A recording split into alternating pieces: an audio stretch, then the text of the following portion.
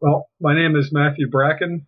I was born in 1957, which um, sort of puts me near the end of the baby boom. I was a college student in the late 70s. I had a Navy Reserve Officer Training Corps ROTC scholarship, which meant that I owed the Navy a period of time after my university time. And I spent that as a Navy SEAL. I never really planned to be a career officer.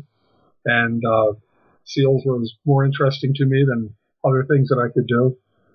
And all along, in the back of my mind, had the goal of being a novelist, among other things. But it really didn't become a practical goal until perhaps the mid 90s, late 90s, with personal computing, PDF files, and self-publishing. Now there's really no reason to do the traditional dance fandango up in New York City, begging for agents and begging for a publisher to read your stuff. You can just do it your own and use social media to find an audience, and that's what I've done. My novels are fairly contrarian in the sense that I see a lot of problems in our country in terms of sort of a creeping police state mentality, statism, big government, just overwhelming, the individual, the citizen. And my novels are about free individual citizens trying to, remain free in a world that's trending towards tyranny. And my first novel is I guess you could say a Second Amendment theme. It begins with a false flag shooting into a stadium with the intent of banning semi-automatic weapons. My second novel is about the Southwest kind of peeling off and disintegrating. And my third novel is about the breakup of the United States and the introduction of foreign quote-unquote peacekeepers when the powers that be discover that American National Guardsmen prefer not to shoot on Americans. They bring in foreign contract mercenaries, essentially, with a promise of free land, and free citizenship. Helots, guaranteed or promised citizenship later. And I've last couple of years focused on short stories and essays, which are freely available on the internet. Anybody that's Google's Matt Bracken can find my website, Enemies Foreign and Domestic, and can find a lot of the stories and essays that I've written, as well as my novels. Sure. The Three Percenters refers to it's said that in the American Revolution that it was really only 3% that were the force behind the revolution. Most people just want to stay either with the status quo or go with the flow, whichever trend seems to be winning. But the really dedicated, hardcore 3% are what pushed the revolution through. That's my understanding of what the 3%ers means. That's us today in terms of working to preserve the Constitution and the Bill of Rights. It refers also, it kind of ties in with the title of my first novel, Enemies Foreign and Domestic. It's very interesting. I don't know if it's unique in the world, but in the United States, military officers, soldiers, and police, when they're commissioned, when they enlist, they take an oath not to defend a Führer or a patria or a king. They take an oath to defend the Constitution, and interestingly, against all enemies, foreign and domestic. So even 200 years ago, our founding fathers recognized that there would also be an impulse towards tyranny that would spring up from within, and we take an oath to defend the Constitution against those guys.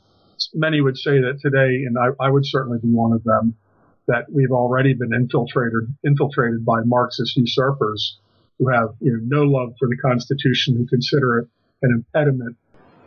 Well, I mean, the President Obama himself has said that, and this is kind of in line with a lot of Marxist thought, going back to Roosevelt, that our Constitution is, in the Marxist mindset, our Constitution is is a list of negative rights. These are the things that the government should stay away from. It's not permitted to meddle in. And what they would like is more of a Franklin Delano Roosevelt or Joseph Stalin type of a constitution, promising, guaranteeing all the workers, housing and medical care, a living wage, quote unquote, all these guaranteed in the Constitution. Of course, the Marxists aren't really deep thinkers, in the sense that, if you're promising medical care, then what you're doing is saying, I guess we have to enslave doctors like in the Soviet Union and just give them orders. You are going to work at People's Hospital, number 413. And if you're guaranteed a house, well, then you must be saying we're going to force somebody to build it for you. And if you're guaranteed medical care, food, everything else, then you're forcing somebody else's labor, to be turned in exchange for that guarantee. I'm more at the libertarian end of conservatism, and I think that right now we have raised an entire society of people who I call them hothouse flowers or incubator babies. That entities which can't, wouldn't, and don't survive on their own. They only survive through the labors of others in exchange for a vote for socialism. And this is, I think, pervasive in our society today, this entitlement mentality. I'm guaranteed food, ergo there must be a farmer somewhere that's forced to make it and sell it to me. Western Rifle Shooters is primarily an aggregator for conservative thought. It's the viewpoint of the website is that it's unlikely that America is going to fix its problems peacefully. We're right now on a collision course with destiny, and it's there's not going to be a day when Marxists wake up and say, you know what, we were wrong. We're going to back off. These things tend to work themselves up to a mob action, revolutionary moment. The Jacobins in France and the Leninists in Russia, they both work to destabilize societies. You have to shatter the foundations of the existing society, and when the country's in total disorder, then you can come in with your Bolsheviks or your Jacobins and guillotines, gulags, gas chambers, whatever it takes to reform your utopia, from the granularized, smashed ruins of the former society. And I think that's the stage that we're in right now. I think that if Donald Trump, for example, if he's nominated and then elected, I don't expect a smooth transfer of power. I think our cities will be on fire. I think that the Marxists will go for broke in the interim between the elections and the inauguration in January. Should Trump win an election, I don't think that the Marxists will accept it. And at that point, I think we're going to have tremendous social turmoil, as bad or worse than, say, in 1968 in Europe and in America. I wonder. It sounds an awful lot like Merkel's Germany right now, too. I might add. Yeah. That's one of the, I guess, the essay that got a lot of attention that has been translated into French and German, I think Dutch, Spanish also, is called Take Two, Europe's 2016 Islamic Offensive. I think that we've already seen precursors of the fragility of European society. In the more recent Brussels attack, the Belgian security services within 3 days were completely overwhelmed. They had no reserves, no bench. All the police were out until they were asleep, and then they were basically stepped down from their top level of warning to their moderate level of warning, even though the terrorists were still loose and unapprehended. It's just an indication that they have no bench. I've been reading about this European Union strike force that has been training in Germany, but you're still talking about a few thousand people. The entire German army is something like 50,000, which is a joke. That's nothing. And in the event that I think that the Muslim attacks we've seen so far, and I would also include attacks such as Beslan, Russia, and Mumbai, India, along with the Bataclan in Paris, Belgium, the previous Charlie Hebdo Paris attacks. These are what I would consider probes, tests, and the planners in the Islamic State, I think what they're gearing up for is a big series of attacks where we'll see a half dozen to 10 at the same time across Europe, and then a cascade of follow-on attacks, because the European security services simply will be unable to deal with them. I don't know about the really hardcore libertarians that are in their own sense, that when you go all the way libertarian, you say, all right, look, if people want to have heroin, you give them heroin, and if Muslims are going to come in, Muslims are going to come in. They can't distinguish between ideologies other than libertarian is good and everything else is a restriction on liberties. But you can't have libertarianism coexist with Islamism, because the one extinguishes all other ideologies. So strictly from a self-defense point of view, any non-Muslim group has to start waking up about the danger of Islam, because they wipe out everything else, including, statuary in Palmyra or Bamiyan Buddhas in Afghanistan. They erase history. They wipe out the past. And, I certainly hope that we can wake up before we succumb to that. I think that Europe is going to be hit first and worst, and that'll probably be our big wake-up call. If there's another 9/11 between now and the election, I think that Trump will win in a landslide, because the Democrats are strictly living in a fantasy world where they look at a Muslim just like another Mexican illegal immigrant. In other words, a future Democrat welfare voter. And they don't see the risk, or if they do see the risk, then like in Europe with Merkel and the European Union, they're willing to risk the destruction of their entire culture and civilization just to permit in this hostile invading force.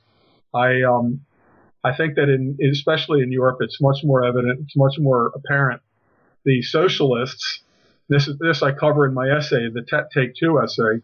The socialists are using the Muslim Hijra invasion, as a cudgel, as a weapon against nationalism, thinking that they can use the Muslims to absolutely crush and destroy the last vestiges of European sovereign nationalism, to be superseded by a new European man who will not be German or French or Danish, but will just be a Euro and probably has a wife who wears a hijab. And that's fine with the socialists. But I don't think that the Muslims will ever stop and say thanks for allying with us. The Muslims will just keep right on going. And secular socialists who take the path of least resistance in general, I think that in the end they'll just convert to Islam.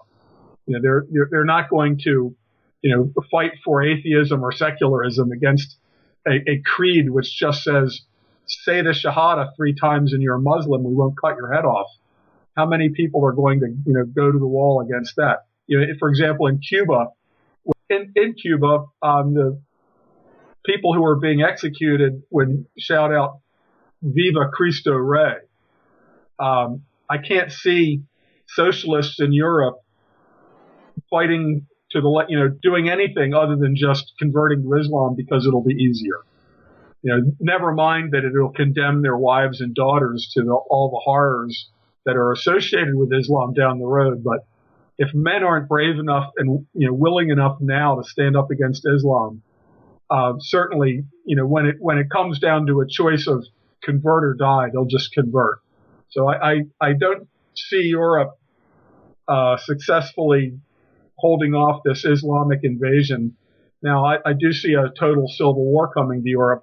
I think that all of Europe is going to resemble Syria, former Yugoslavia, Lebanon.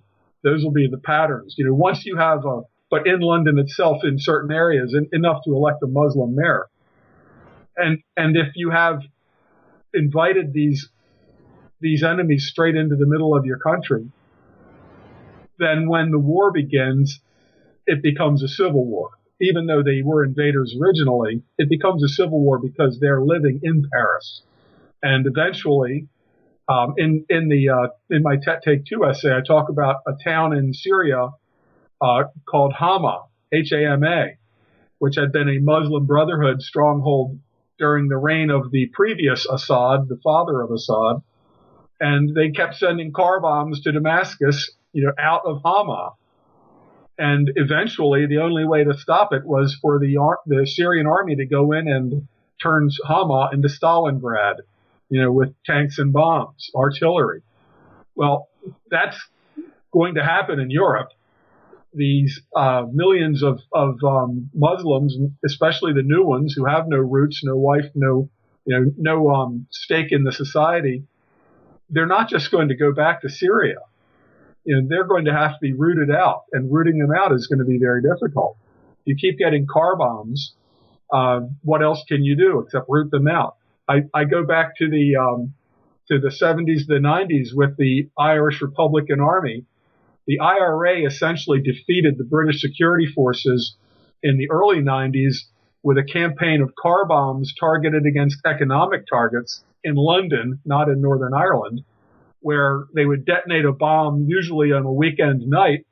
And when you take out thousands of 10-foot-high window walls in financial districts, $1,000 worth of fertilizer in a car trunk can cause $1 billion worth of immediate damage just to the windows and offices.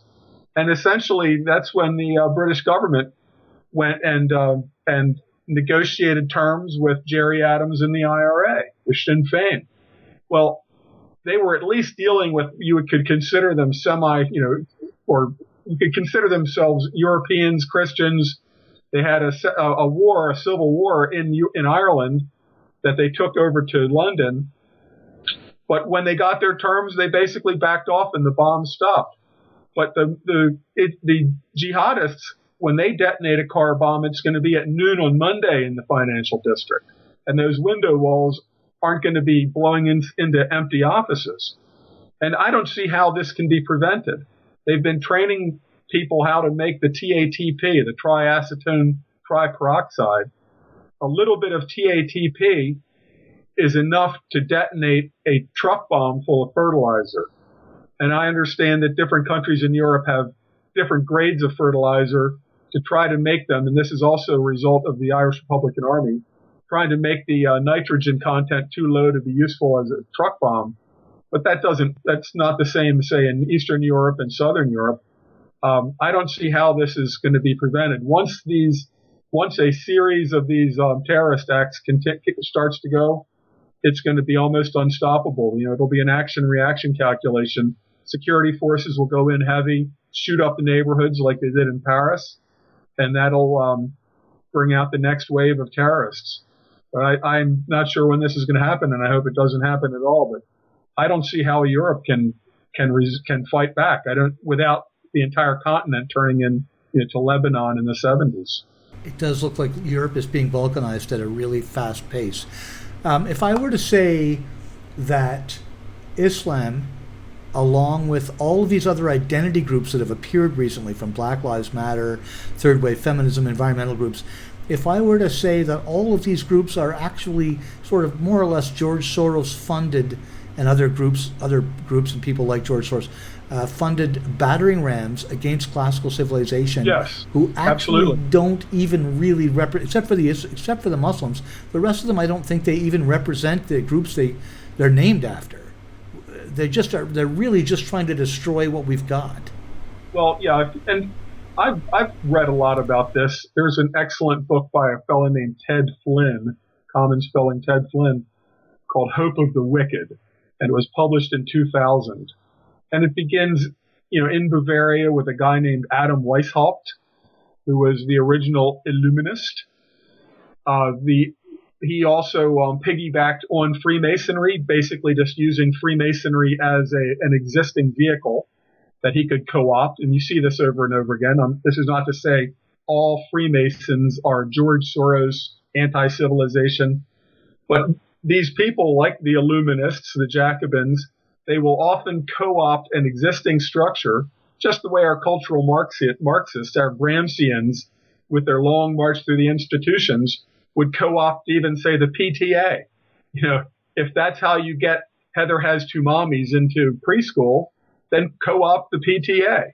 I'm not disparaging the PTA, but I'm just saying these cultural Marxists, they'll use any tools and methods available. Anyway, going back to the Illuminists,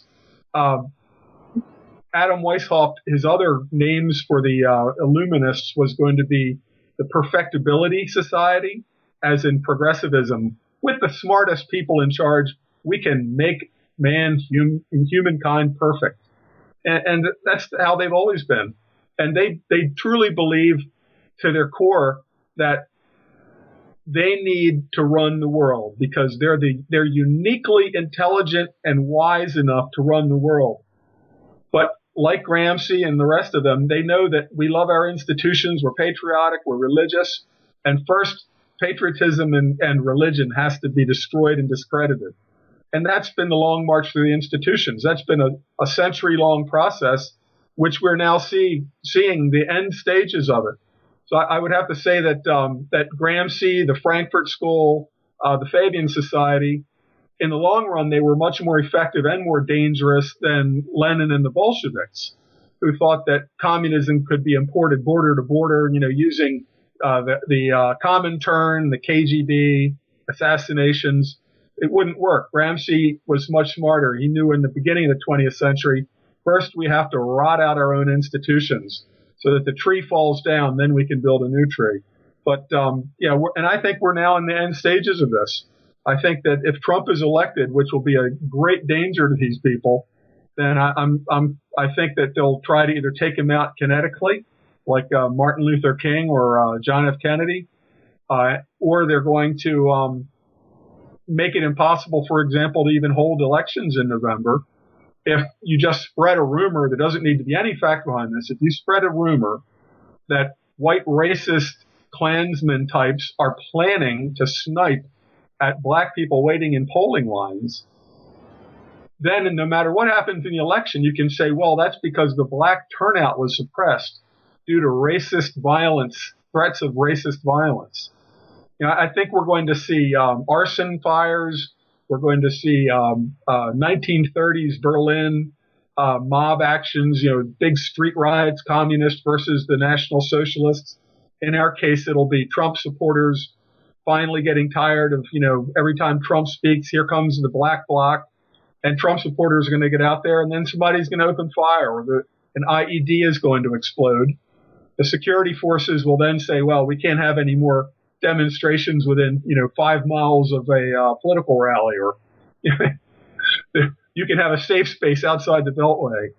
But this is the end of free elections in America. I think I don't expect to see another free election after November.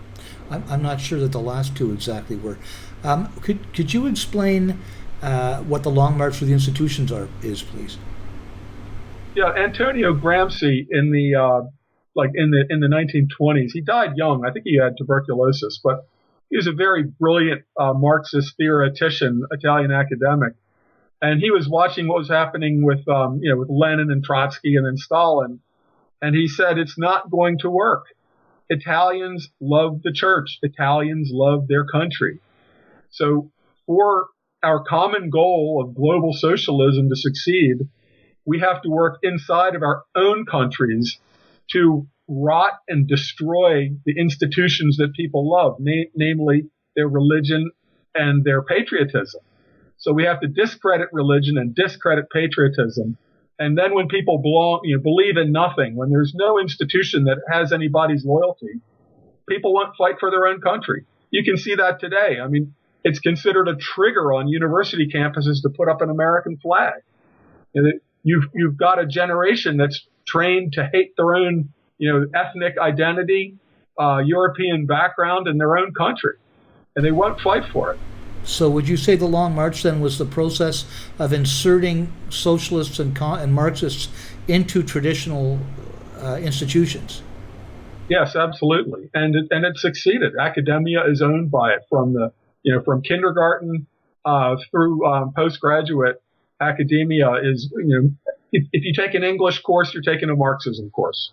You take a sociology or a psychology course, you're taking a Marxism course, with a minor in hate America, hate Europe, hate colonialism. It has succeeded. Oh, it has. In fact, if you just listen to the Pope anytime in the last year, you wonder if he isn't the crowning achievement of the Long March. Yes.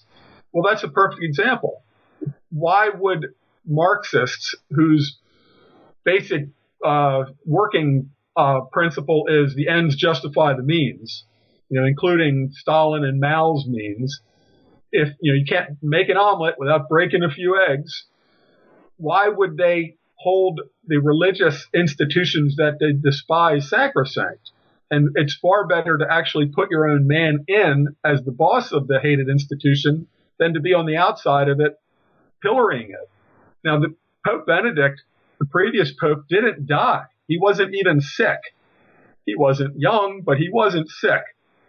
He was forced out by a group of German cardinals, even though the last pope, who has been beatified, Pope John Paul, he specifically forbade these cardinals to have any kind of meetings to discuss the next pope before the official meetings.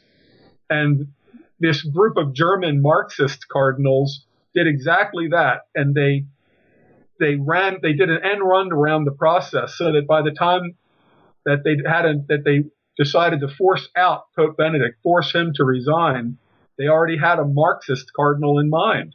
I don't know if you've seen the picture of Evo Morales giving this fancy hammer and sickle crucifix to Pope Francis. I call him Pope Marx. He invited Bernie Sanders over to the Vatican a week or 2 weeks ago, but he met Evo Morales there. He had Evo Morales meet Bernie Sanders. Evo Morales is a huge anti-Semite. He's like a kissing buddy of the Iranians, hates Israel, hates Jews, persecutes Jews in Ecuador. The Pope had Bernie Sanders come over to meet Evo Morales, the guy that gave him the hammer and sickle crucifix. I mean, if these aren't precursors of a great tragedy that's unfolding, I don't know what is. And I go back to what I said in that second Alex Jones thing. We have to be the children on the beach when the water suddenly starts rushing out. We're the ones that know what it means. It doesn't mean, wow, this is just an unusual fast tide. It's a precursor of a tsunami. And right now we are watching precursors to a tsunami. Bringing 1 million men in their 20s into Europe is not benign. This is so different demographically, aside from the civil war and the jihad threat. When you bring in 1 million men in the 15 to 30 cohort, you've practically edged out the German men. There aren't just unlimited millions of German men in that age cohort.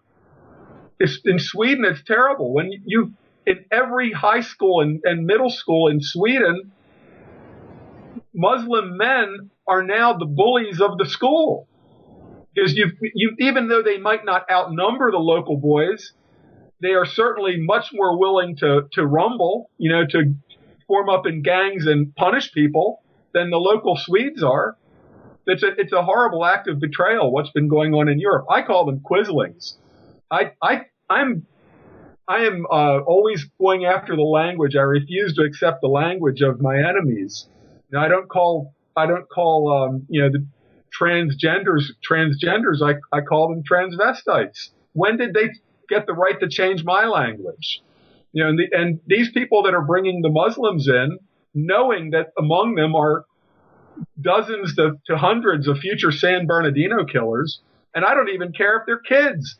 The Tsarnaev brothers came to America as children, and they grew up in their own cultural milieu in Boston, deciding that they hate Americans and want to blow them up. I don't want any Muslim children in this country. Not until they are forced to, for example, take some type of an anti-Sharia loyalty oath, publicly on video to sort of separate them forever from the jihadists. recognizing that even that can be takia because they can lie. And I don't know. I don't know where to go with this other than I feel like I'm on the beach. The tide just keeps going out, and way on the horizon there's a white line, and nobody has a clue, or very few people.